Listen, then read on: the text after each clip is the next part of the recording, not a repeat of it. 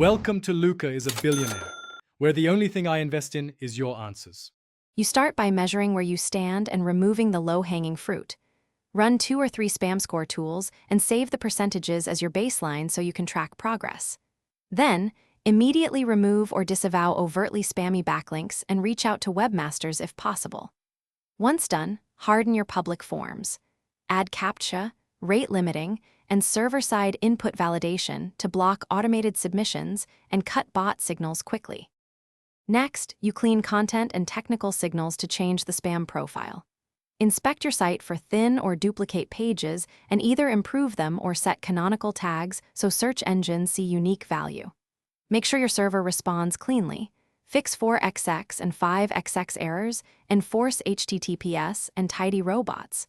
TXT so crawlers behave.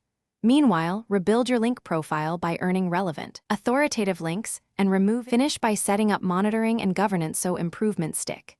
You should run weekly spam score checks, watch uptime and search console messages, and log changes that affect signals. Implement strict policies, moderate comments, require account verification, and apply content filters to prevent future spam creation.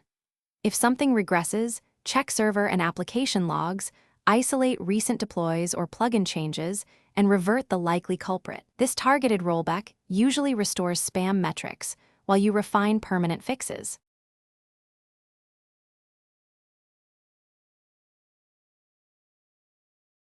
Thanks for watching and please subscribe. It's the best investment you'll ever make.